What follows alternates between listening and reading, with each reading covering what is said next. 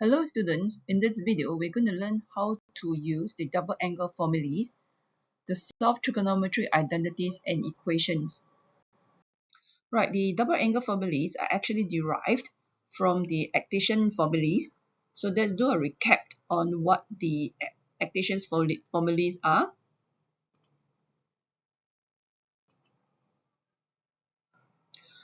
Right, so we're just going to use for sine bracket A plus B, then give us sine A cos B plus cos A sine B. So what we're going to do is we're going to replace the angle B with angle A.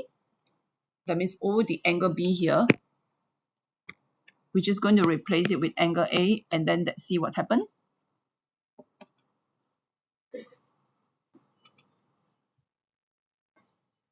Right, so we end up getting sine 2A on the left hand side, and then on the right hand side will give us 2 sine A cos A. Right, so this is the first double angle formula that we need to be aware of. All right, let's go on to the cosine 2A. So we're going to use the addition formula to find cosine bracket A plus B. So similarly, we're just going to replace all the angle B with angle A.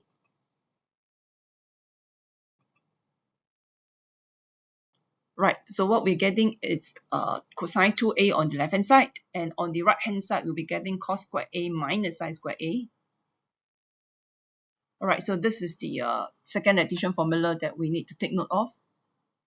And if you were to recall that very much earlier on we learned algebraic identities, sorry, not algebraic identities, wrong, trigonometry identities, and one of them is sine squared A plus cos squared A equals to 1. Therefore, cosine 2A has two other representations.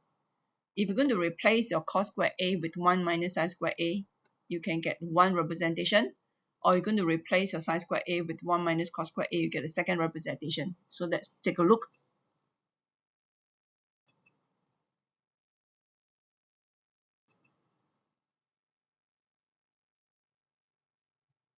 Right, so if you're going to replace cosine squared A with 1 minus sine squared A, you end up with 1 minus sine squared A minus sine squared A.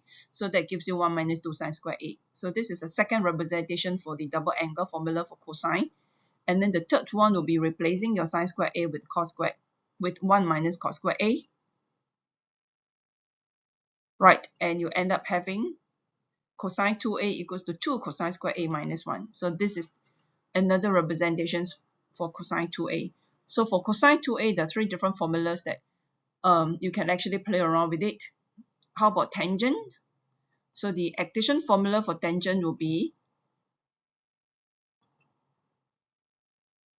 yes, so we're going to replace again angle B with angle A,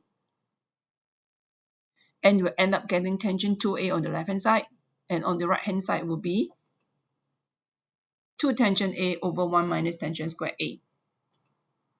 Right, so those boxed up one are those formulas that you have to try to remember so that we can use it to solve trigo equations or proving equations or proving identities. Right.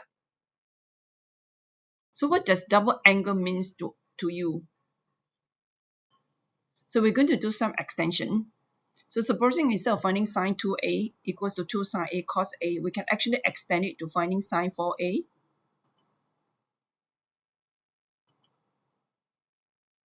Right, so double angle means that if you look at it, this angle here that we have is actually half of the angle on the left hand side. So in other words, if you take 4A divided by 2, or if you look at it the other way around, I think it's better to look at it the other way around. That is, this angle here times 2, 2A times 2, you double it, you get 4A. So this is what it means by extension. And just bear in mind that the 2 remains the same. That means you don't double 2. The 2 is still 2. It's just that you double the angle. So let's look at another example. Supposing if we want to find sine 6A. Right, so you will see that you take this angle here times 2, you will get 6a here. This angle here times 2, you get 6a. And however, the 2 in front of your sine 3a cos 3a remain the same. The 2 does not change. It's only the angle that changes. Let's look at another one. Supposing if you want to find sine a, that's equals to 2 sine a over 2 cos a over 2. So this extension also works for your cosine, the double angle for cosine.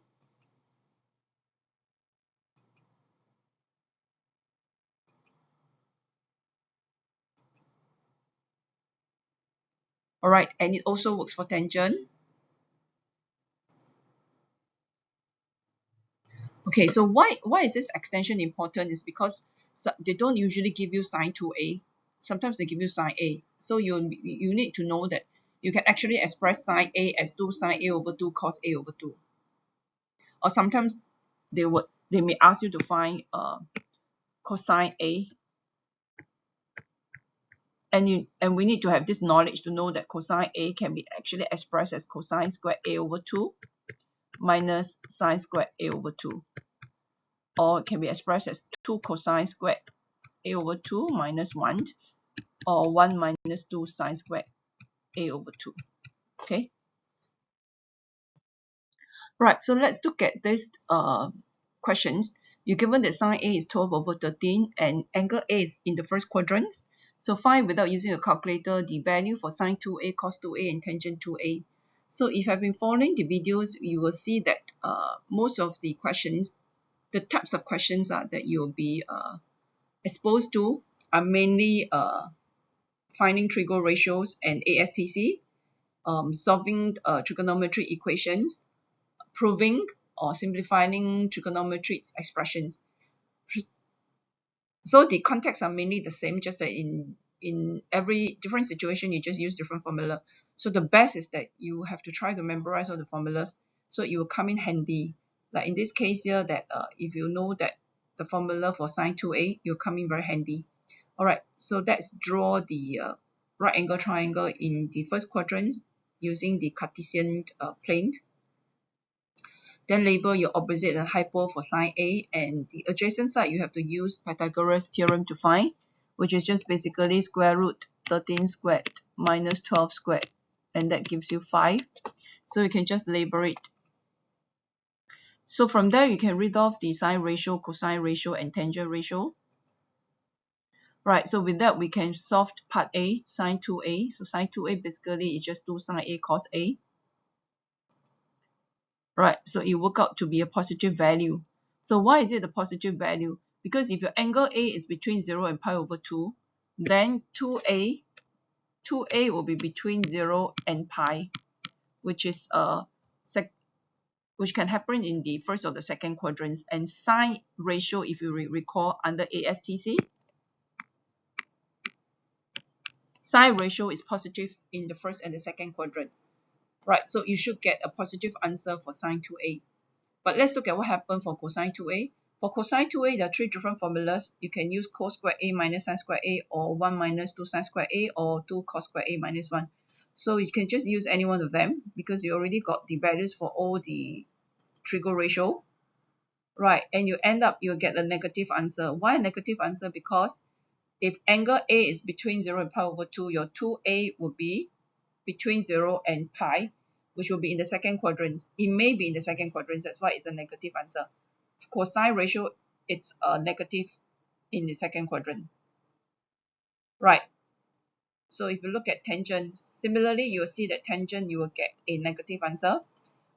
Right, because let's say if your angle A is 70 degrees, when you times 2 become 140, 140 will land in the second quadrant. And tangent is a negative value in the second quadrant. So therefore, for cos and tangent, you should get both negative answer, but for sine, you should get a positive answer. So this is one way to check your answer, okay, whether if you're getting it correctly or not. Right, the next questions we're going to work on is to prove an identity. So judging from the questions, I think it's more advisable to start to work from the left-hand side. Right, so these are some of the hints that may help you to solve these questions. You may want to try that on your own before you look at my solutions. Right, we'll be using the algebraic identities, sin squared x plus cos squared x equals to 1, and also the double angle formula we've learned earlier on, sin 2x is equals to 2 sin x cos x. So let's start off with the left hand side. We can use the algebraic identity bracket a minus b close bracket squared to expand this.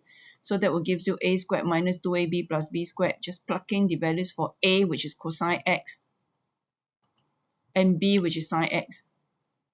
So cos x times cos x will give you cos squared x. Sin x times sin x give you sin squared, and cos squared plus sin squared will be equals to 1, which is your algebraic identity. And then the 2 sin x cos x is actually the double angle formula. So that's how you can prove it.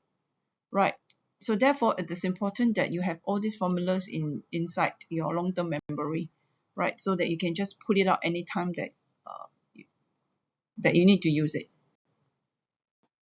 Right, let's look at these questions. It's rather challenging. Okay, we're asked to show that cosine 165 is equals to negative square root 2 plus square root 3 over 2.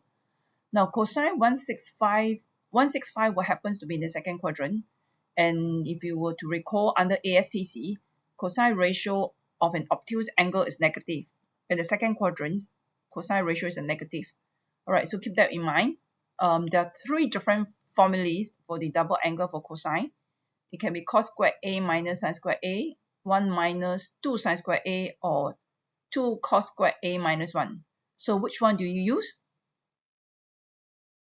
Yes, we'll be using the one that involves cosine only, because since we're going to prove cosine 165 is equals to whatever is shown there, so we're just going to use 2 cosine squared a minus 1 equals to cos 2a.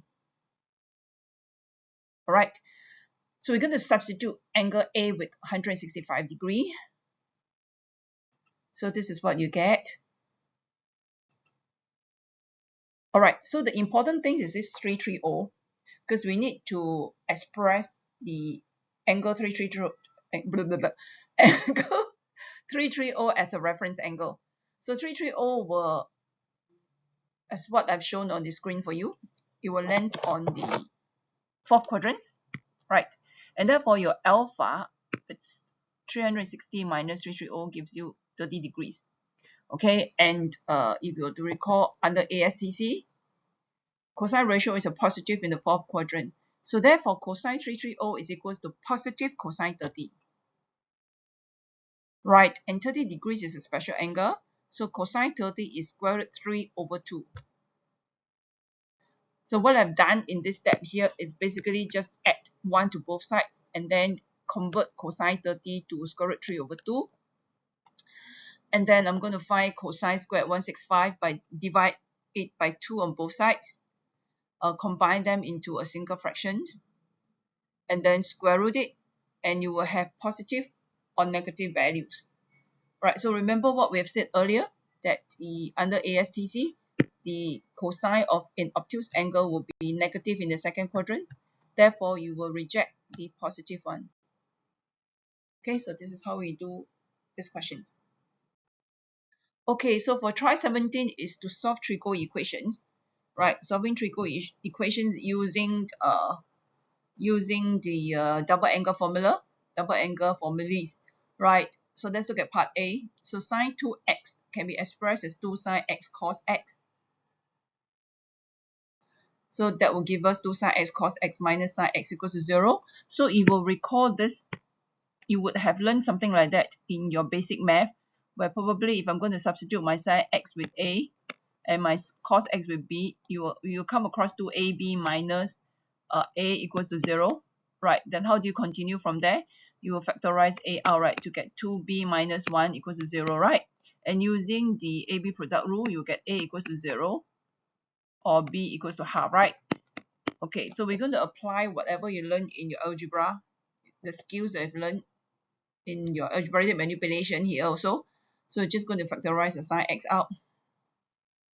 All right, so using the AB product rule, sin x equals to 0 or cos x equals to half.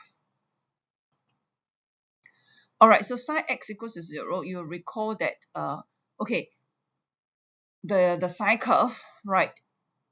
Yes, your sine curve. So for sine x equals to 0, x can be 0 degrees, pi, or 2 pi. But if you look, yeah, so the range of values of x is between 0 and 2 pi inclusive. So therefore, your x can be 0, pi, or 2 pi. Miss out an answer here. Can be 0 also, right? Because the range given is between 0 and 2 pi inclusive. Okay, some of you may not get this value.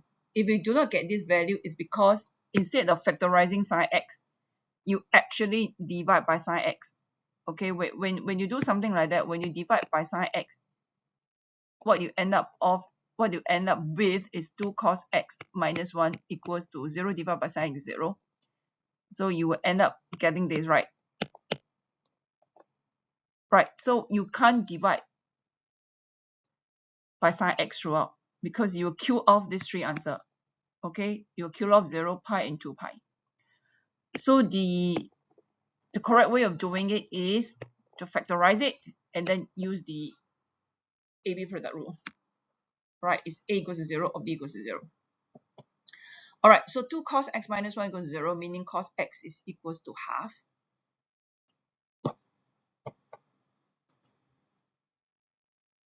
So the reference angle will be okay, so for cosine to be positive, cosine ratio to be positive will happen in the first and the fourth quadrant. Right, so we can find alpha, which is cosine inverse half. And that gives us 60 degree, which is pi over 3. So first quadrant will be just pi over 3. Last quadrant will be 2 pi minus alpha, gives you 5 pi over 3. All right, so for this part A, they will be 0, pi over 3, pi, 5 pi over 3, and 2 pi.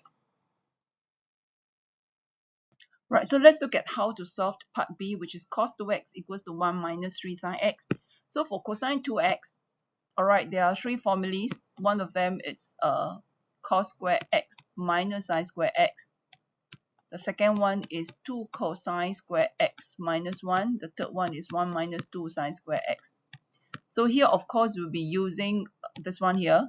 Why using this one? Because if you look at the right-hand side, we have 3 sine x there. So obviously, we want to express all in terms of the same trigo function. You wouldn't want one left-hand side is cosine and then right-hand side it's sine, right? You can't solve it. You have to express everything in the same as the same trigo function. So cos 2x will be 1 minus 2 sine square x equals to 1 minus 3 sine x. All right, so we're going to group everything to the left-hand side. So you get 1 minus 2 sine square x minus 1 plus 3 sine x. And that will give us 2 minus 2 sine square x plus 3 sine x. Because the 1 minus 1 will be gone. And you can actually factorize your sine x out to get negative 2 sine x plus 3 equals to 0. So if you use the AB product rule, it's sine x equals to 0. Or sine x equals to negative negative 3 divided by negative 2, that gives you positive 1.5. And so positive 1 for positive 1.5,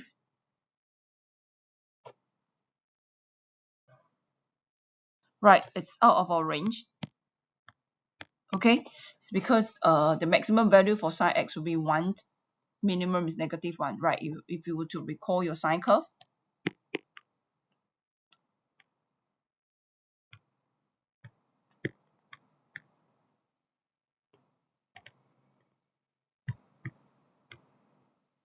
Okay, right, so for x to be 0, for sine x to be 0, one answer will be 0, second one will be pi, third one will be 2 pi. So the possible value for this will be x equals to 0, pi, and 2 pi.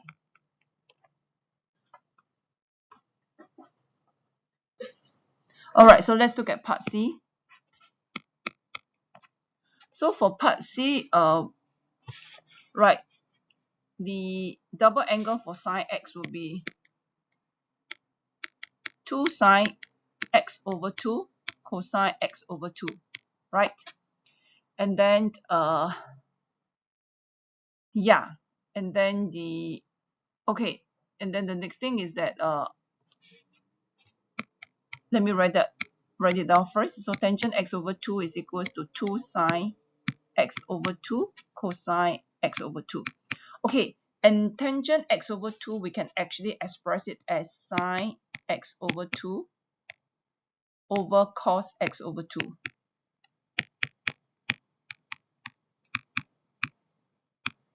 Right, and then we can just do a cross multiply to get sine x over 2 equals to 2 sine x over 2 cosine square x over 2, right? Because cos x over 2 times cos x over 2 will give you cos square x over 2. And remember what we have done earlier for part A, we do not cancel off your sine x over 2, we need to factorize it. So we bring it to one side first. Left side, bring it to everything to the left hand side.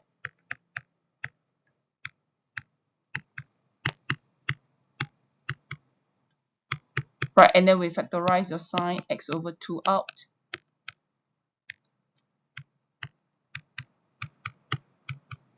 Okay, so we end up having sine x over 2 equals to 0. Right, or 2 cosine square x over 2 minus 1 equals to 0.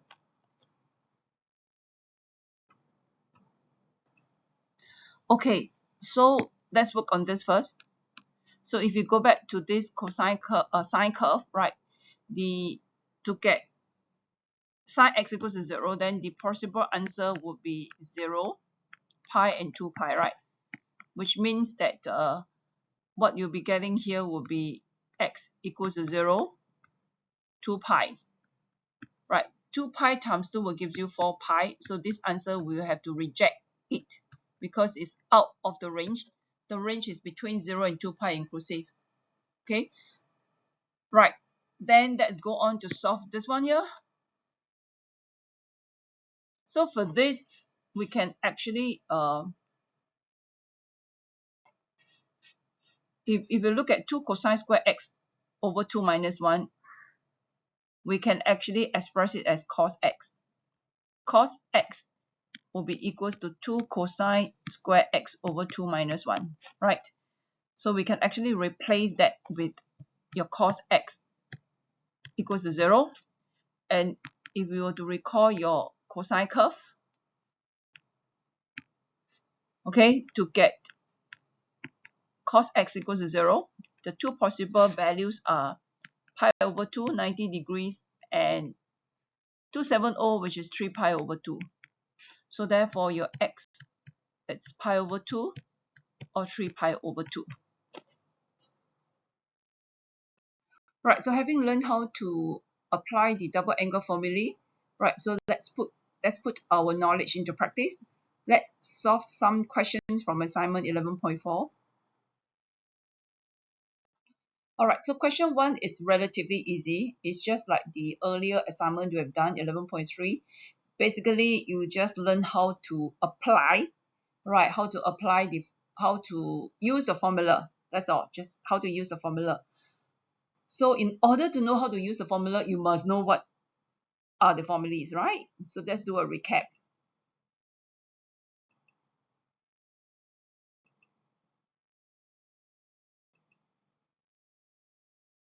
All right. So let's look at A. So if you were to compare 2 sine pi over 12 cosine pi over 12, you can just compare it with the 2 sine A cos A. So that will give you sine 2A. So your angle A is pi over 12.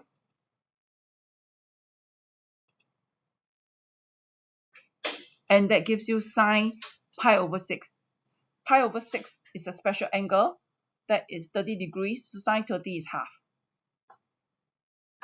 Right. So if you look at part B, right, for double angle for cosine, there are 3 of them. But if you look at part B, right, it's you should be using cos squared A minus sin squared A, right? So you just let angle A be 15 degrees, and you get cosine 30. 30 is a special angle, so cosine 30 is square root 3 over 2. So for part C, right, you just substitute A to be 15, so you get tangent 30, and tangent 30, it's 1 over square root 3, which is, if you rationalize it, 1 over square root 3 will give you square root 3 over 3. And then for D, basically you just need to expand it using your A minus B squared. That gives you A squared minus 2AB plus B squared. Okay, and if you were to recall the trigo identities, the sin squared A plus cos squared A equals to 1. So these two values will add up to be 1. Right, and then this one will be equals to your sine 2A, which is a sine bracket 2 times 75. So you end up getting 1 minus sine 150. So sine 150, it's equals to sine 30. Right, so it's equals to half. Right, so basically this question tests you on two concepts. Direct applications of the formula, recognize which formula to use, what to substitute for the angle A, and also the values, the trigo ratio for the special angle 30 degrees for sine, tangent, and cosine. Alright, proving identities. I actually like to do proving identities because if you can actually get what they ask you to get right, you're on the right track of getting your marks. Right, so let's look at 4A. Right, again, I always like to write down the formulas so that you will know which one that you can use. I mean, for a start, you may not remember all these formulas, so it's good to write it down, and then you just look at the formulas, and then you just see which one you can use. So for 4A, I would start off with the left hand side because I can just expand it.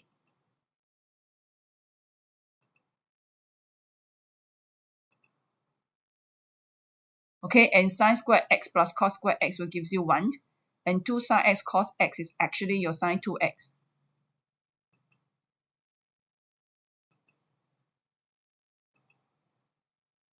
Right, which is what you're supposed to prove at the right hand side.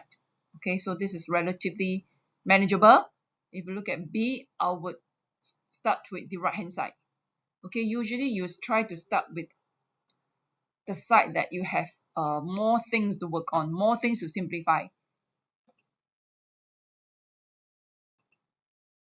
Alright, so for cosine 2x, I usually like this sort of questions because then I can just use this one here, 2 cos squared x minus 1 to get rid of my 1.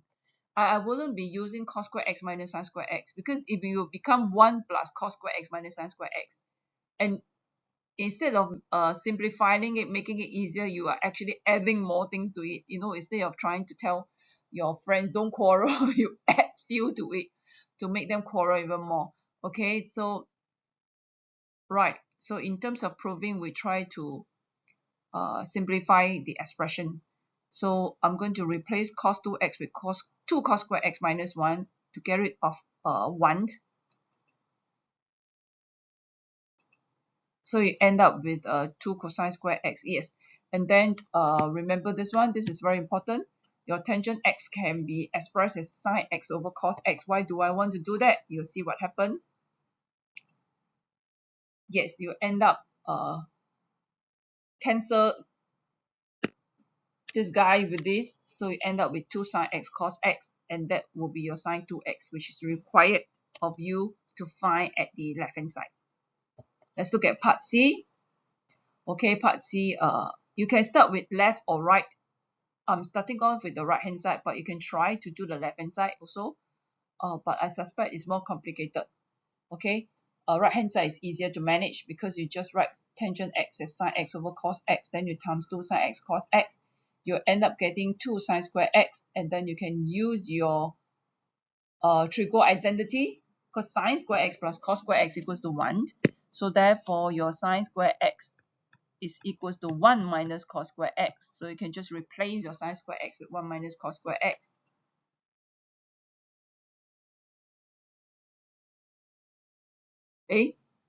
Sorry, I didn't use that. Ayo. Yes. The easier way will be using this. Okay, this one here. This. Because 1 minus 2 sine square x is equals to cos 2x, right? So therefore 1 minus cos 2x would just be equals to 2 sine square x. Yes. Okay, I'm using this one here. I didn't use the trigo identity. So if you want to use the trigo identity, is it possible? Yes, it's possible. Let me show it to you. It's possible. You just replace your sine square x with 1 minus cos square x, and you end up getting 2 minus 2 cos square x.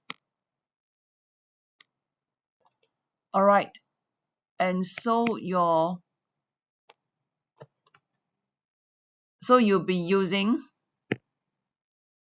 this one here,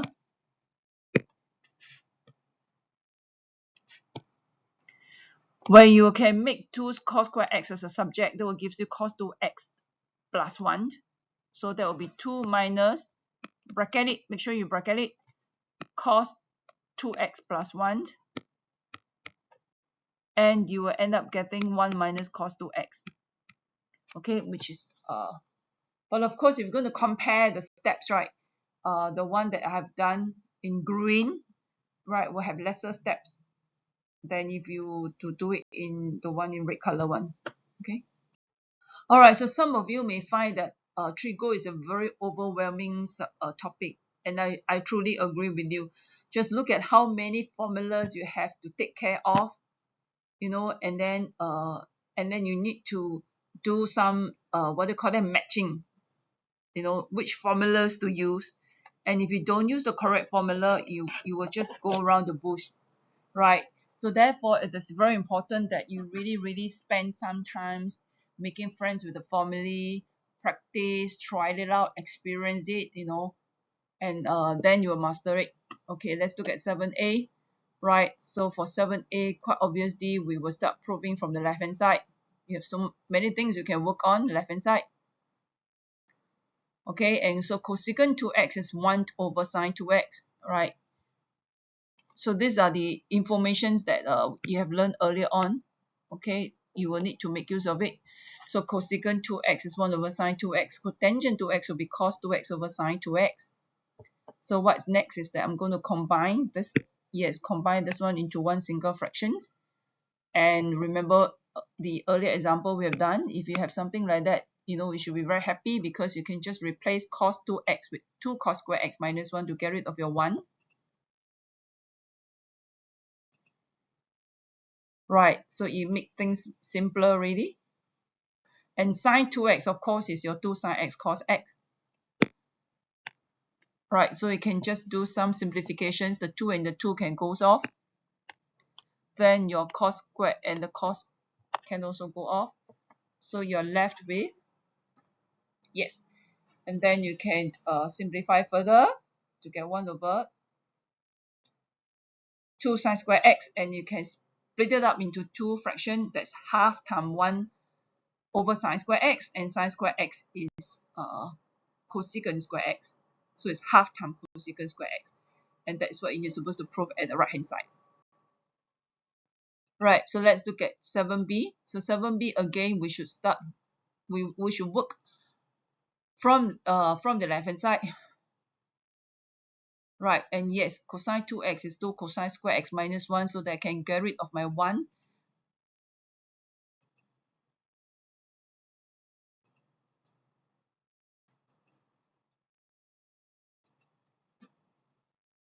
Okay, and then I can just factorize cos x from the numerator, sine x from the denominator, and you can see that this and this can go off, and therefore you end up getting cotangent x, and that's it. That's the answer. So it may appear like complicated, but no. The more complicated it is, it means it's easier to work on. Right. Let's look at 7c. Yeah. So 7c of we will work from the right hand side because we can just expand it. Right. So before we expand, we can actually write replace sine 2x as 2 sine x cos x so that I can multiply with a half to make it simpler, so that half times 2 sine x cos x will give me sine x cos x, and then I can just expand it. Okay, and if you look at what you're supposed to find is sine cube and cos cube, so that gives you an idea that I will need to use my trigonometry identities, replace sine square x with 1 minus cos square x, and replace my cos square x with 1 minus sine square x. And if you simplify further, you will get sine cube plus cos cube, which is what you're supposed to prove at the left hand side. Okay, so for this question 10 part I, right, show that sine 3x is equals to 3 sine x minus 4 sine cube x. Okay, so we have learned double angle, but if you're going to use sine 3x, then it will become 2 sine 3x over 2 cos 3x over 2, right? So it's not helpful at all, because 3x over 2, it's not a whole number, it's a fraction. So it's not helpful at all to use this formula. So what do we do then? If you were to look at what we're supposed to get at the right hand side, right? What we end up with is 1x. Right. So in this case here, we will have to use the addition formulae instead. So 3x can actually be expressed as 2x plus x. Right, and then you use the addition formulae to simplify it. Right, and then cos 2x, you can just, there are 3 formulas there. Right, so which one do we use? Okay, you used 1 minus 2 sine square x. Why do you use that? Because if you look at what you're supposed to get at the right hand side, they're all in terms of sine x. Right, they're all in terms of sine x. So it's quite pointless using 2 cosine x minus 1 here. Okay, because you are interested to get sine functions in the end. Okay, and here, right, sine 2x is 2 sine x cos x, and then cosine square x, you can use your trigo identity, because your sine square x plus cos square x equals to 1, so cos square x will be 1 minus sine square x. Right, so you simplified it, and you get the answer. Okay, so for part 2, we're supposed to solve it. When you see the word hence, means you basically just use the answer that you have found in part I. Right, so you just replace your sine 3x with 3 sine x minus 4 sine cube x. Just replace this one here. Replace this with 3 sine x minus 4 sine cube x. Right. Okay, so the next thing is that just bring everything to the left hand side. Factorize 2 sine x. Okay, so you get 2 sine x equals to 0, or 1 minus 2 sine square x equals to 0. Okay, so this is what we have done earlier on, so I don't have to explain again. Based on your sine curve, the 3 possible values for sine x equal to 0 will be x is 0, pi, or 2 pi. Let's work on the other one. Alright, so if you have sine x equals to plus minus square root half, means the answer can happen in the first, second, third, or fourth quadrants, all four possible quadrants. Reference angle is always a positive acute angle, so sine inverse square root half, which is actually a special angle, which is 45 degrees, pi over 4. Right, so the answer for the first quadrant will be pi over 4, second quadrant will be pi minus alpha, third will be pi plus alpha, fourth will be 2 pi minus alpha. So your answer will be as such. Okay, so for these questions, we have actually done it numerous times already. Basically, you just have to use trigo ratio and ASTC. We just need to identify the correct quadrants to draw the right angle triangle. So for sine ratio to be negative, it can happen in the third or the fourth quadrants. And then for tangent to be positive can be first or third. So the intersecting quadrant will be at the third quadrant.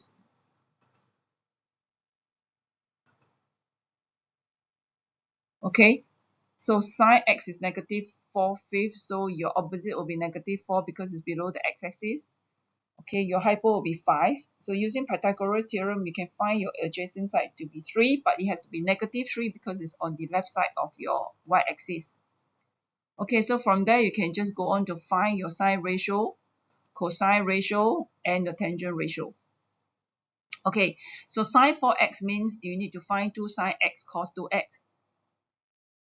Right, so we will find sine 2x first, which is 2 sine x cos x. So just plug in the ratio for sine x and cos x. And then we need to find cos 2x.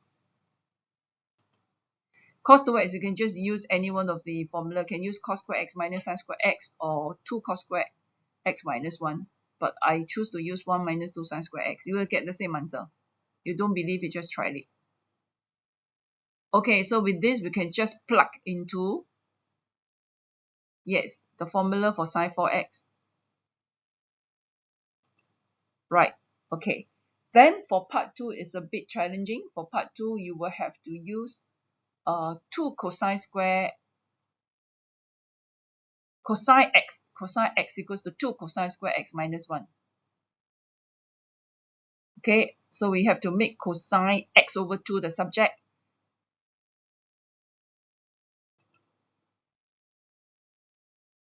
Right, so you can just sub in the ratio for cos x to be negative 3/5 plus 1, then divide by 2 to find cosine square x over 2. So cosine x over 2 can be positive square root 1/5 or negative square root 1/5. So you rationalize it, right?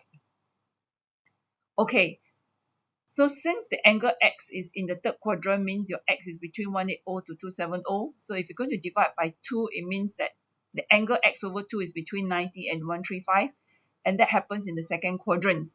So cosine ratio is negative in the second quadrant. So therefore, you have to reject the positive answer.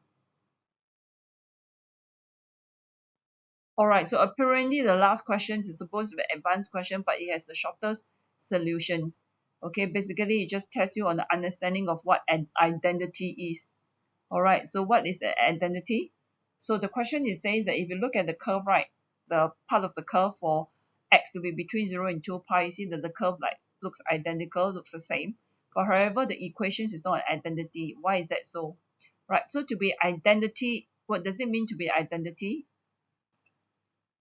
Yes, it means that the sine x over 2 equals to square root 1 minus cos x over 2 is true for all values of x. That means whatever values of x that I substitute inside here, I would always get whatever answer on the left equals to whatever answer on the right. However, when I try to substitute x to be 5 over 2 pi, I think that's for 450 degrees, you will see that sine x over 2 is sine pi over 5 over 4 pi, which is sine 225. Okay, sine 225, if you were to use your ASTC, it will end up in the third quadrant. So your reference angle here, your reference angle will be 225 minus 180, gives you 45 degrees. And under ASTC, sine ratio is negative in the third quadrant. So therefore, that explains the negative there. So you get negative sine 45 degrees, which is sine pi over 4, gives you negative square root 2 over 2. However, when you substitute x to be 5 over 2 pi on your right hand side, you actually end up getting a positive answer, right? So the two are not the same. So therefore, sine x over 2 equals to square root 1 minus cos x over 2 is true only for the range between 0 and 2 pi inclusive. Right, hence it's not identity. To be identity, it must be true for all values of x. Alright, so this concludes the video on double angle formulae.